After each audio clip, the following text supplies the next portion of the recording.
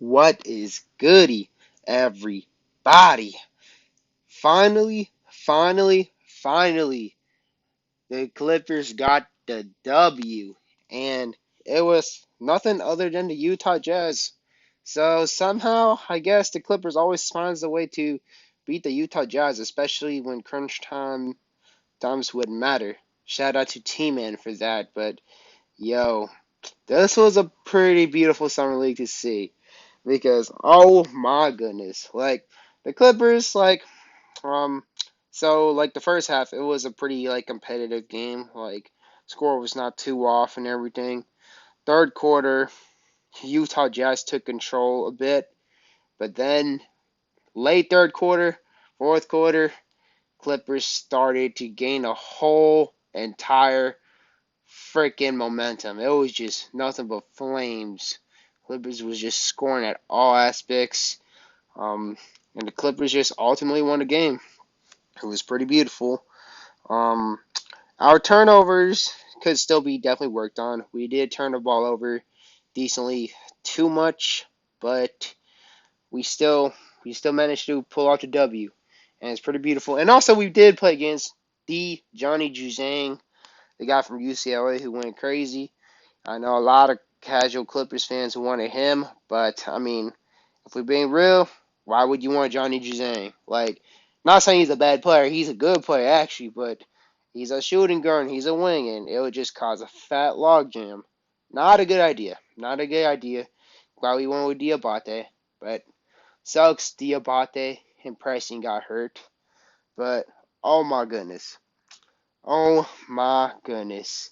Let's just let's just get to the stats, all right? Just so y'all can see for yourselves, just kind of like use it in your own personal perspective, and I'll just talk about the stats in my personal perspective. And first of all, shout out to my man Cliff Ganger Don't Bang again, just because he does use his stats, and I kind of just like mix it towards my idea to just kind of use it for my video, just so y'all can get a better perspective for your own, and I could just interpret it, but at the end of the day, you can interpret it for yourself. So let's get to these stats.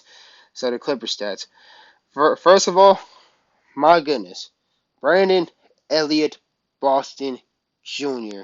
Holy moly, that boy is just a monster, okay? That boy is just a monster. 8 for 14, 50% from the three. My goodness, and that boy was getting rebounds as well, too. 3 assists. He actually made some really beautiful assists. He got clamps, of course. That man was a walking bucket and a locked on defender. Like, this guy is special. And to any Clippers fans, well, so called Clippers fans who want to trade Brandon Boston Jr., just shut the fuck up and go suck a fucking cock, if we're being honest with you, bro. Because this man's a prodigy. Like, people be saying they be wanting to trade the whole team for Kyrie Irving or some shit or fucking Kevin Durant. Bro, Brandon Boston is fucking like a 6'7" um Kyrie Irving. If we're keeping a buck, cause that boy has the handles too, man. Like, and he's taller and he plays way better defense. So why would you trade Brandon Boston Jr. for fucking Kyrie Irving, bro? When Kyrie is just freaking shorter than Brandon Boston, but yet plays the exact same way how Brandon Boston plays, but except less defense. And yeah, tighter handles, and he's fucking a big name, no shit. But why would you trade Brandon Boston Jr. for Kyrie Irving? Tell me why. Tell me why. But anyways, any Clippers fan who want to trade Brandon Boston Jr. is a fake Clippers fan mostly.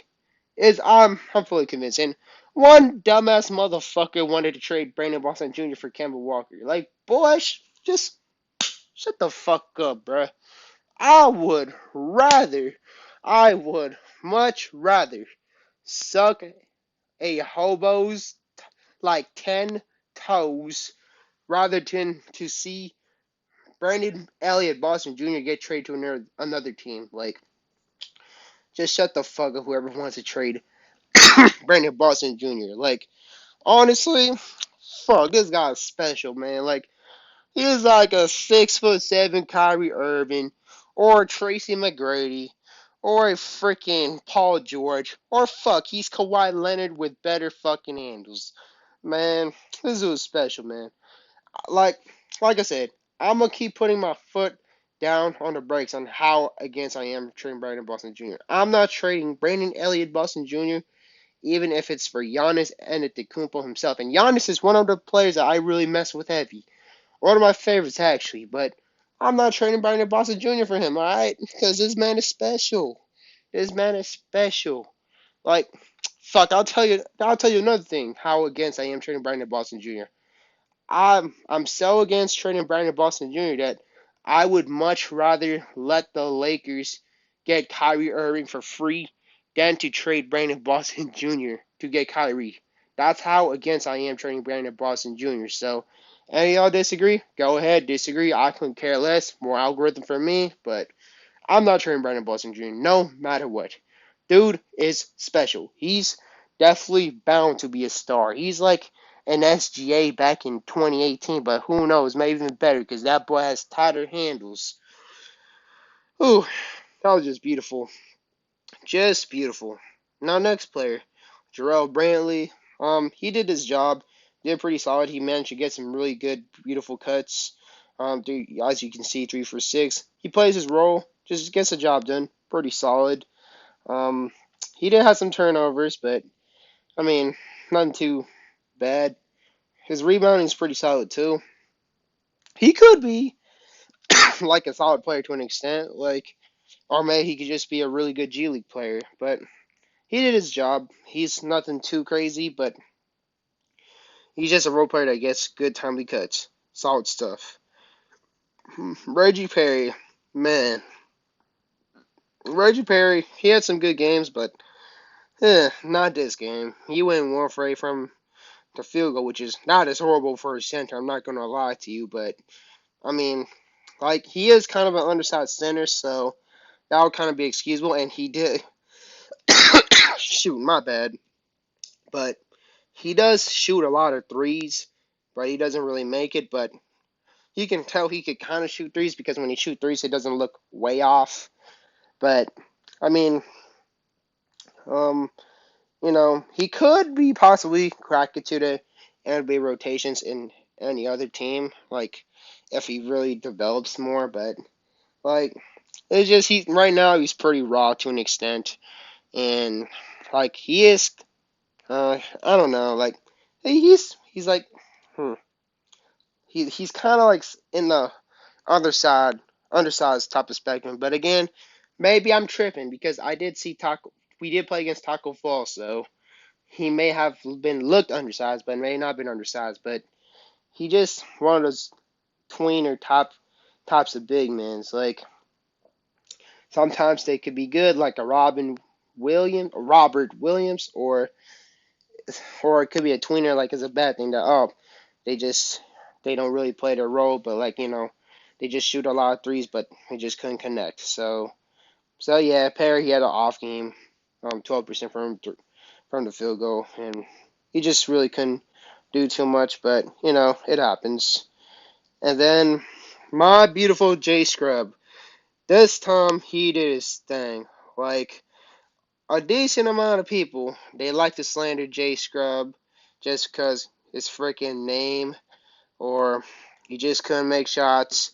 They just say bullshit that he's fucking unselfish and all that, which is that's fucking madcap. Yeah, there's like maybe one possession or two possessions that, yeah, it's a little questionable, but if you actually watch the whole game, he's actually tries to get his teammates involved and just like pass the ball a decent amount. It's like simple, but like I mean, like he's not as much of a ball hog as a lot of people would say, and probably maybe a lot of people hating on J Scrub because how I gas up J Scrub, and I totally don't care, and I'm still gonna ride with J Scrub all the way. I'm gonna ride with J Scrub when he's in his ups and downs, and this game he kind of shut it up all the people who were shitting on him, bro, because that boy he was clamping the fuck up, bro. Like he didn't really like he wasn't really hitting so much shots in the first half. Like he actually only took two.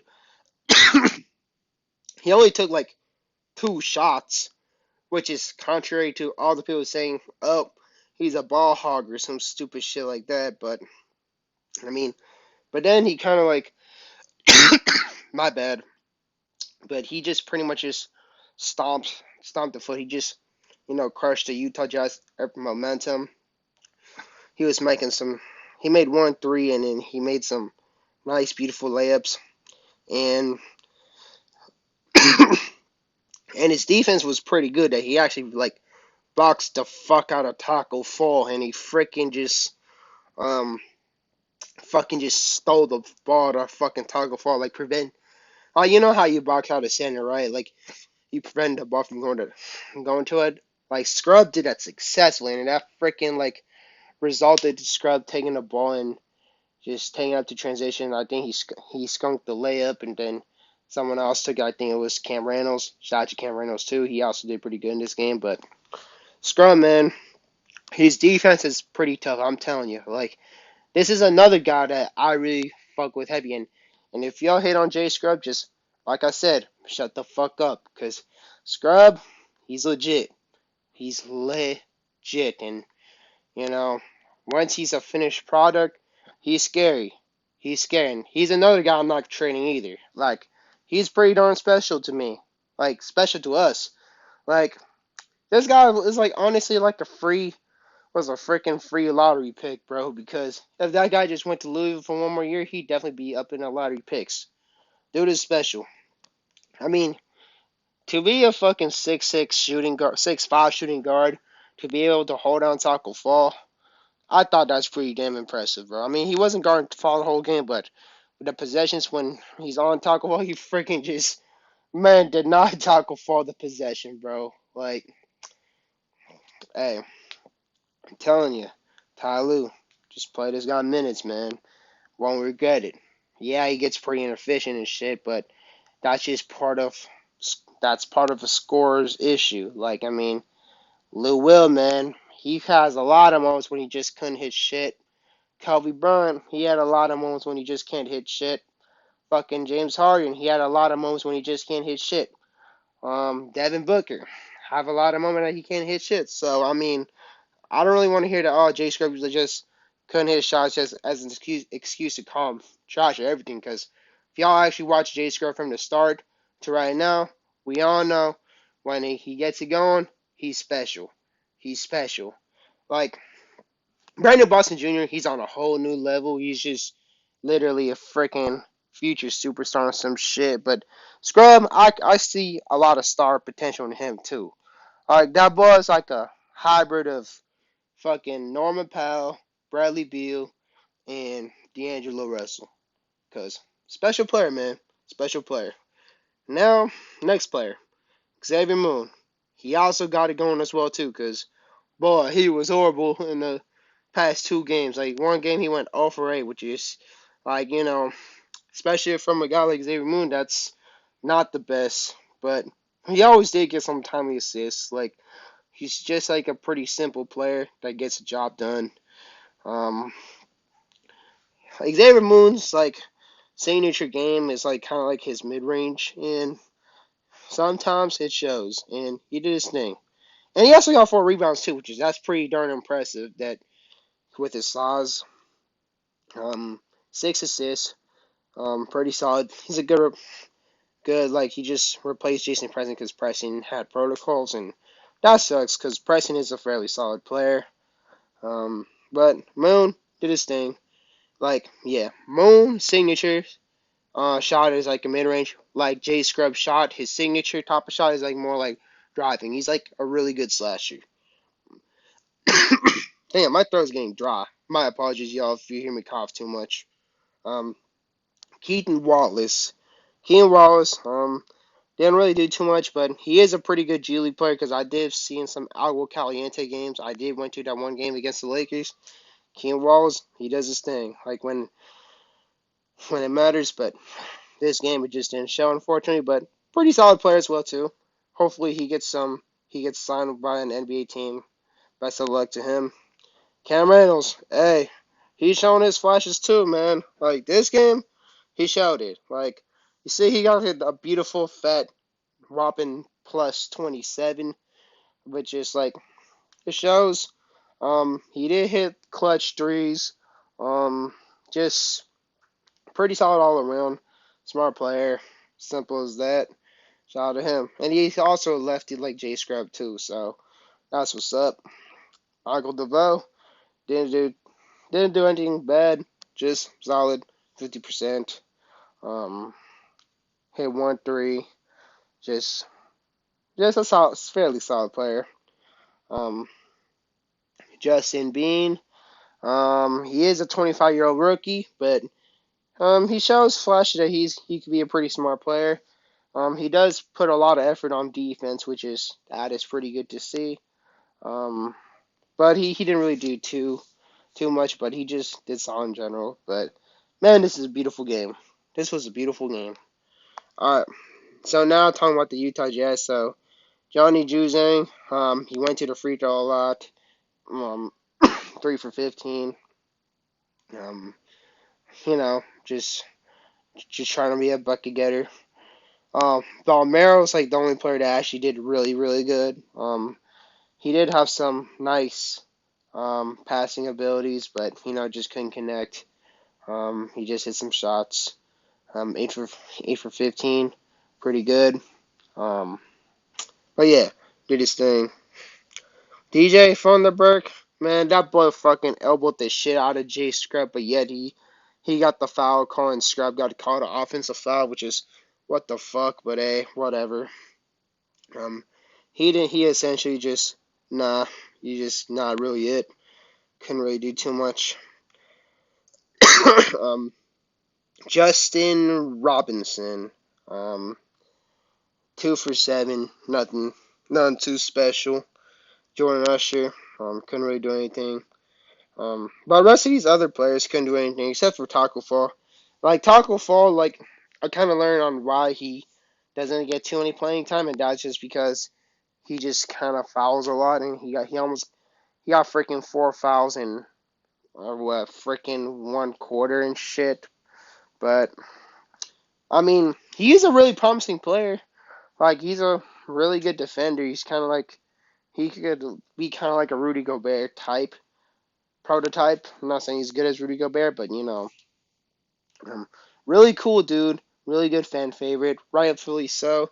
Seems to be a really cool dude. Like he did like a lot of people struggle scoring on Taco Fall, man. Like a lot of people were missing on Taco Fall except for like Jay Scrub and Brandon Boston Jr. But and I forgot. I think was it Michael DeVoe or I forgot the other player. Let's see who else. Cam Reynolds. Yeah, they were probably making shots on Taco Fall too. But hey, there was a good defensive presence. And honestly, like the Jazz really fucked up by not feeding Taco Fall the ball, man. Like feed that boy the ball, bro. Like he's freaking 7'7", man. So why not just freaking 7'5", but just whatever. Just feed him the ball, man. Like so what if he misses or everything? Cause fuck, at least he tried, bro. Like I guess like one thing in common that the Jazz have having problem like with the G Leagues and the actual team is they don't feed their big mans good. Like when the Jazz play, they don't feed Rudy Gobert enough, and when the G League play, they don't feed Taco Fall enough. So I kind of see a correlation. So and for the Clippers, they kind of have a little problem with that too because they don't feed Zubac the ball enough. So I could kind of say that for the Clippers. Um, they were missing Jared Butler though, who's like kind of like their G League star, who would be a pretty good bucket getter for them. But this was a beautiful game. This was a really beautiful game, and I'm gonna just show you some beautiful um clips I just showed that I just decided to just I want to show y'all just because I thought that was pretty sick. So first of all, a Brandon Boston Jr. shot, just bam. Ooh, where you going? Where you going? Where you going? Where are you going? Where you going? Where you going? Just that boy just got freaking snatched, bro. Freaking just oh my gosh. Yeah, I'm not trading this guy no matter what, okay? Like, if we're keeping 100, if I'm being 100 with you, trading Brandon Boston Jr. for like let's just say fucking Kyrie Irving or fucking Kevin Durant. It's the equivalent of the Lakers in 1998 trading Kobe Bryant for Sean Kemp or Gary Payton or um, Jalen Rose or some shit like that. Because again, really special player, man. Just drained that, bro. Like he's freaking 6'7", crossing people up, bro. Like that's tough. That's just tough. Next clip. Look at that beautiful pass by Brandon Boston. Just woo. And Scrub made that beautiful tough shot. It's like a lot of people hate on Scrub because he can't make shots, but that see what I'm saying, that he has that this is why I would compare Scrub to like players like Norman Powell and Bradley Beal, just because your slashing ability is just tough. Like that's a tough shot. Like and Scrub, he makes those. He makes those. But one thing that's so underrated about Brandon Boston Jr. is that dude can pass too, bro. Like he's not just a scorer. Like look at that pass, bro. Like literally like a point guard type stuff, bro. Oh, like Brandon Boston Jr. He did say in his documentary that when he was like in middle school, he played that point guard position. So that's one thing that's so beautiful about Brandon Boston Jr. Like dude can play three positions, man. Dude's a shooter. Dude's a passer. Dude's a wing. Special player. Very special player. And we're not trading this guy. We're not trading this guy no matter what. Simple. We're not trading this guy no matter what. Simple as that. And then last clip. Well, not last clip. And it's kind of like more like a breakdown on how G Scrub shoots. Like another pass by Brandon Boston Jr. See, like he has that beautiful like point guard type vision. And then Scrub, see, this is kind of why I would compare Scrub to D'Angelo Russell, because look how he releases from his hand. Just bam. Just reminds me a lot of D'Lo. Just reminds me a lot of D'Lo, because D'Lo and Scrub, they're kind of like a microwave score to an extent. Like when D'Lo gets hot, it's crazy. It's crazy. When Scrub gets hot, it's crazy. When D'Lo's off, it's not the prettiest. It's not, not the best. When Scrub is off, not the best. Hence, that's why a lot of casual Clippers fans are slandering Scrub, and they're saying like, oh, he's a freaking ball hog or some shit like that, just because he can't hit shots. But again, what you want him to do? He's a scorer. He's a talented scorer. It happens to everyone. Happens to everyone. All right, last clip. So Scrub, this is his defensive side. Like, wait, oh no, this is when he scored the shot on Taco Fall. Like, again, another really impressive take. Like, on freaking Taco Fall, this guy 7'5", just bam, freaking scored that bad boy on Taco Fall, bro. Again, Scrub has a talent too, but BJ's on a different level. But Scrub, he's up there. I still sense a lot of star potential, superstar potential for the fucks of it, bro. And this guy plays lockdown defense too. Just look at that steal, man. Look at this steal off of transition. Just freaking Scrub, just bam, stole that bad boy.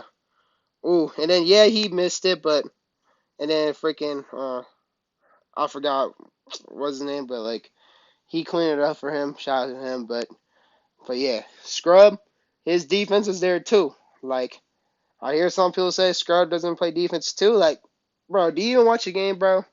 Do you even watch the game, bro? Because Scrub has the clamps. He has the clamps, and what's pretty disappointing about like all the NBA highlights, is they need to show all possessions, not just like freaking just all the shots made and everything. Like NBA needs to show all possessions so it could show the NBA players doing the little things or everything. Because in this game, Scrub was doing a lot of stuff more than people would anticipate. Because that guy was freaking like he had that one play with just earlier, just this play right before this play. He freaking boxed the fuck out of Taco Fall and freaking just stole the ball from prevent the pass. Like he just intercepted the pass of Taco Fall, which is again pretty damn impressive to do it on the guy who's like a whole entire foot taller than you. So that is that. But hey, beautiful ass Friday. Just a good way how to end this weekday. Like tomorrow, I think we face against the Miami Heat. Let's beat the Miami Heat tomorrow, and then I don't know if we're still eligible to go to the championship or whatever. Hopefully we are. Um, Mo's been injured a lot, so and Mo's like I know if Mo's played, we definitely honestly have a perfect record because Mo's is pretty tough, and he's another guy that I hope Ty Lue plays him more because we don't have too many power forwards like they're just old and stuff. So should be less excuse for Ty Lue to play Musa Diabate. But again, that's that. And hey, just let me know what you think about the game in general or any other thoughts in general. Just leave a comment down below, and I'll definitely get with y'all in the comment section. And as y'all know, peace.